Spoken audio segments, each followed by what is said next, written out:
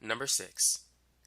A 800 Hz AC signal at 100 volts is connected across an RL circuit consisting of a 300 ohm resistor and an 80 millihenry inductor. Calculate the inductive reactance. So let's draw the circuit first. So we have a resistor and an inductor. So the frequency of the signal is 800 Hz and the voltage is 100 volts. Now we have a 300 ohm resistor and an 80 millihenry inductor. So to find the inductive reactance, we can use this equation. XL is equal to 2 pi FL. So that's 2 pi times the frequency of 800 times L, 80 millihenries, or 80 times 10 to the minus 3. If you see milli, you could just add 10 to the negative 3 to it. That's a quick way to convert it.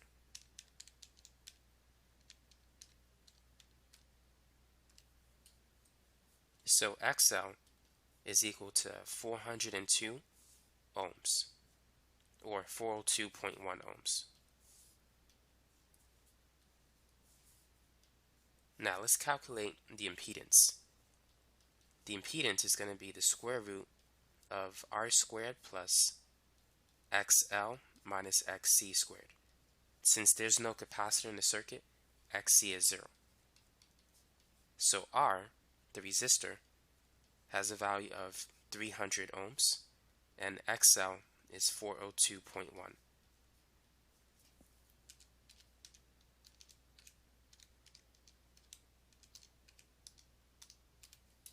So the impedance of the circuit is 501.7 ohms. Now let's move on to part C. What is the current in the circuit? To find the current, it's simply equal to the voltage divided by the impedance. The voltage is 100 volts. The impedance is 501.7 ohms.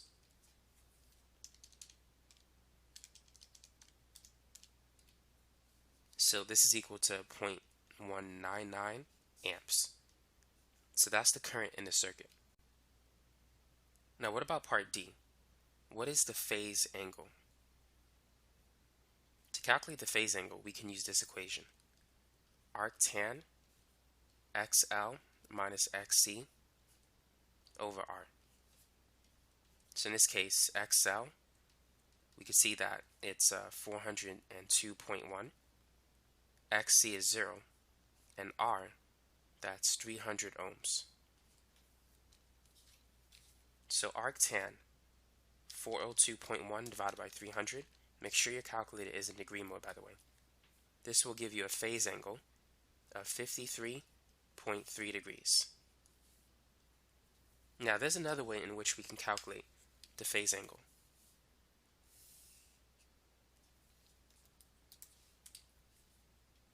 We can use this formula as well. It's equal to the arc cosine of R divided by Z. So the resistance is 300 and the impedance, that was 501.7. I believe that was the number that I used before.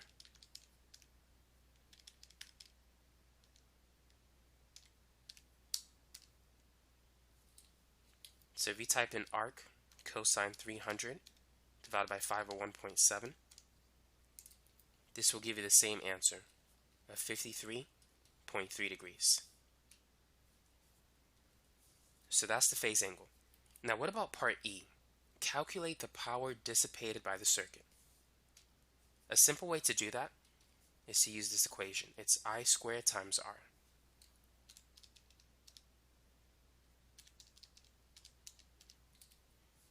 So we know that the current is 0.199 amps and the resistance is 300 ohms. So 0.199 squared times 300, that's about 11.9 watts. So that's the power dissipated by the circuit. Now, in addition to using this equation, you can use this equation. It's equal to the RMS voltage times the RMS current multiplied by the power factor, cosine of the phase angle. So the voltage is 100.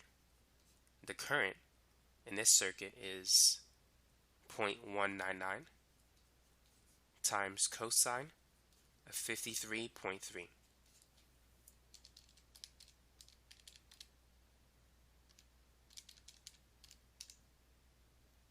And this will give you the same answer of 11.9 watts. And so that's it for part E. Number 7. A 2.5 kilohertz AC signal at 60 volts is connected across a RC circuit consisting of a 50 ohm resistor and a 1.5 microfarad capacitor. Calculate the capacitive reactance. So we have a resistor and a capacitor. And we have a 2.5 kilohertz signal, that's the frequency, and the voltage is 60 volts. Now we also have a 50 ohm resistor and a 1.5 microfarad capacitor. So let's start with part A. The capacitive reactance, we know it's 1 divided by 2 pi Fc. So that's 1 divided by 2 pi times the frequency, 2.5 kilohertz, that's basically 2.5 times 10 to the 3. And then the capacitance C, that's 1.5 microfarads, or 1.5 times 10 to the negative 6 farads. So type it in your calculator exactly the way you see it. And you should get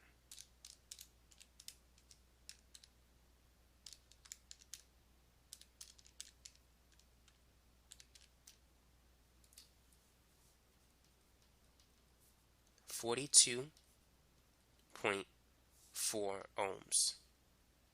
So that's the capacitive reactance. Now let's calculate the impedance. So the equation is R squared plus XL minus XC squared. In this problem, XL is 0, there's no inductor. So it's just going to be the square root of 50 squared plus 0 minus 42.4 squared. But once you square it, the negative sign will disappear.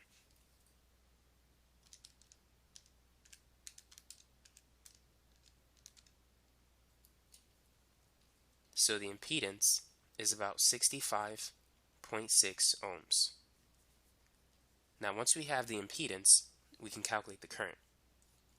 The current is simply going to be the voltage divided by the impedance. So it's 60 volts divided by 65.6 ohms.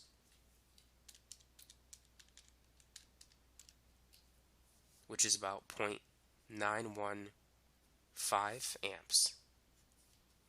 So that's the current in the circuit. Now to calculate the phase angle, it's going to be arctan XL minus XC. XL 0, XC is 42.4 divided by R, which is 50. So it's arctan negative 42.4 divided by 50. So that gives us an angle of negative 40.2 degrees. Now let's also calculate it the other way. Let's use this equation, R cosine R over Z. R is 50 ohms, Z is 65.6.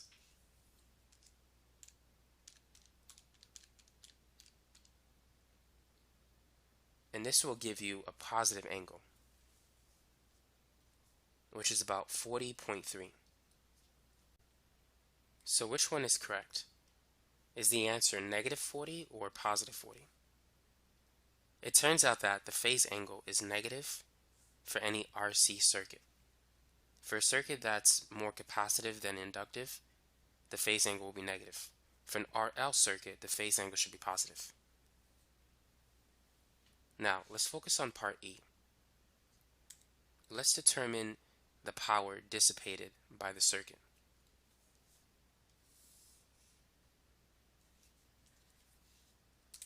And let's use two equations to get the answer. So first, the power is going to be I squared times R. We have the current, it's 0.915, and we know the resistance is 50. So 0.915 squared times 50 is about 41.9 watts. Now let's use the other equation to get the same answer. So let's multiply by the RMS voltage times the RMS current times the power factor. The voltage is 60, the current is 0.915, and cosine of negative 40.2. Cosine negative 40.2 and cosine 40.2 did the same.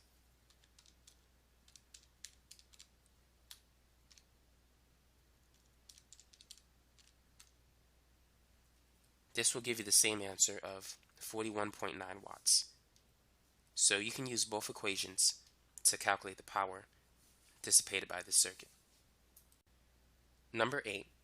A 1200 Hz AC signal at 50 volts is connected across a RLC circuit consisting of a 100 ohm resistor, a 0.5 microfarad capacitor, and a 12 millihenry inductor.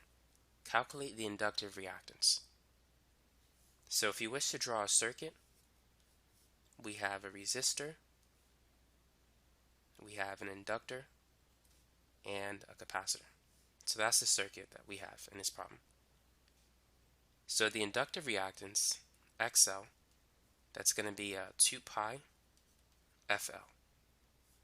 So that's 2 pi times the frequency, which is 1200, times the inductance, 12 millihenry, so that's 12 times 10 to the minus 3.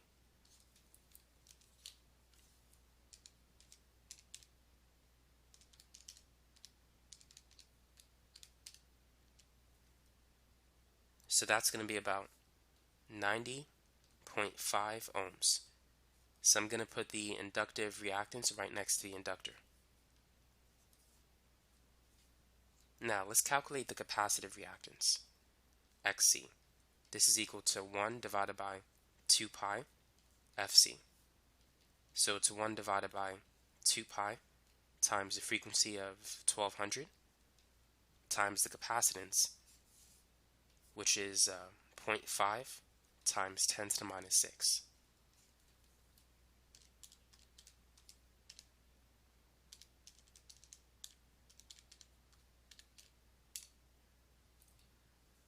And so that's going to be about 265.3 ohms. So now we can find the impedance. Z is going to be the square root of R squared plus XL minus XC squared. So let's plug it in. R is 100. XL is 90.5. XC is 265.3. So first, let's subtract 90.5 minus 265.3. That's negative 174.8. Once you square it, you're going to get a positive number, and then add 100 squared to it. So you should have 40,555, and then take the square root of that result. So the impedance of the circuit, which I'm going to write it here, it's 201.4 ohms. So now let's just make some space. Let's get rid of this stuff. We don't need it anymore. Part D. What is the current? The current is the voltage divided by the impedance. The voltage of the circuit is 50 volts. So it's going to be 50 volts divided by 201.4 ohms.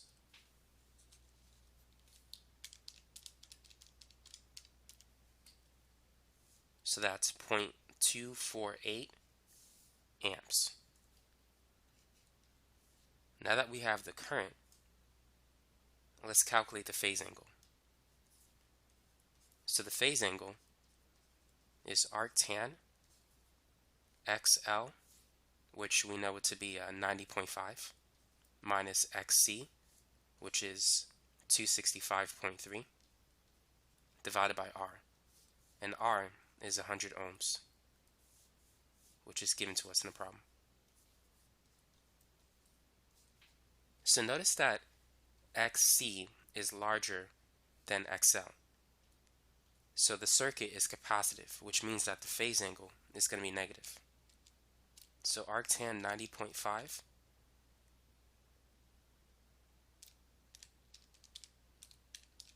minus 265.3, that's negative 174.8.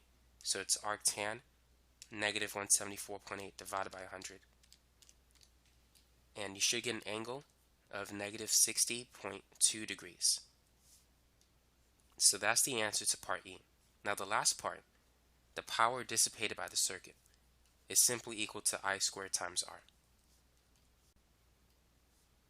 We know the current is 0.248 amps, since we have it here. And the resistance is 100 ohms.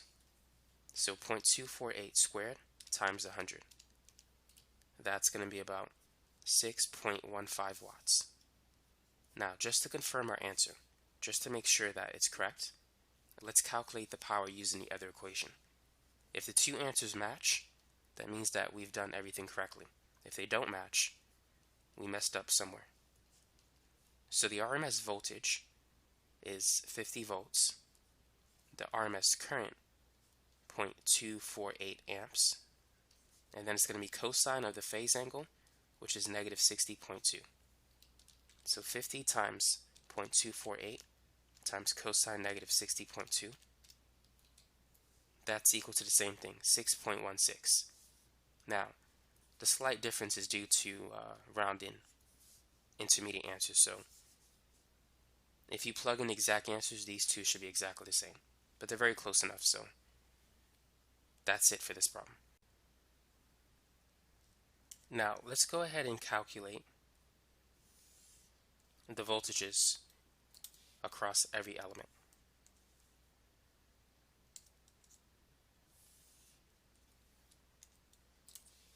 That's one more thing I almost forgot to do in this problem.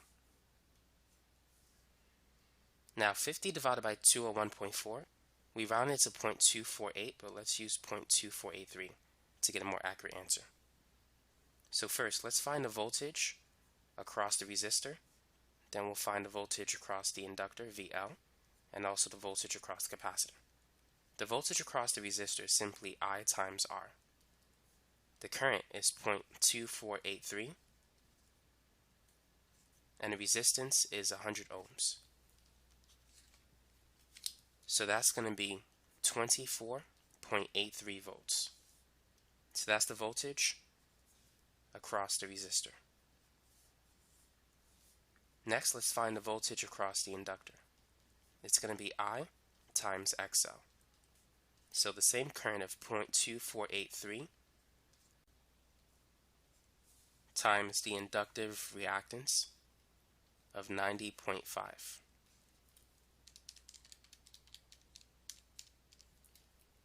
So this will give us a voltage of 22.471 volts.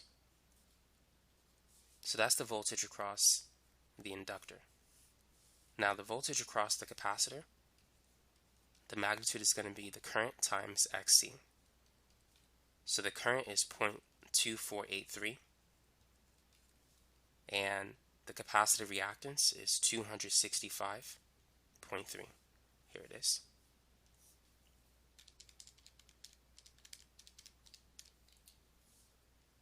So that's going to be 65.87 volts.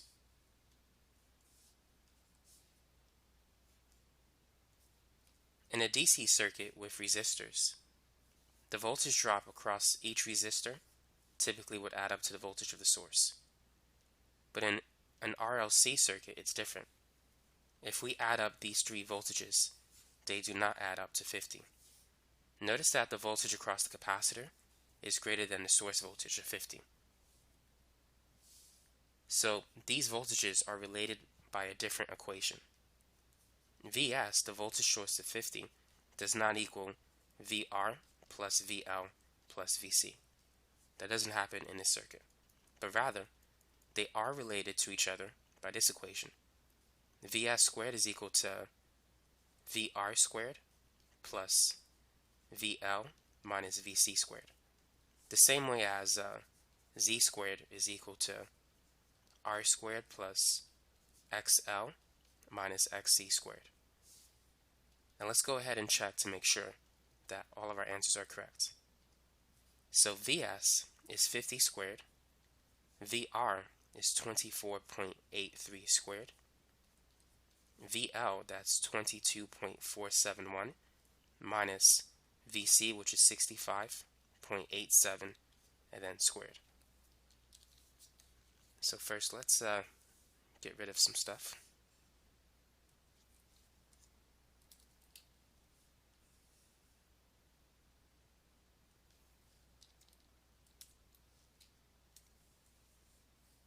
$50 squared is 2,500. 24.83 squared, that's about 616. 22.471 minus 65.87, that's negative 43.399. Now let's go ahead and square that number. So this is going to be 1883.5.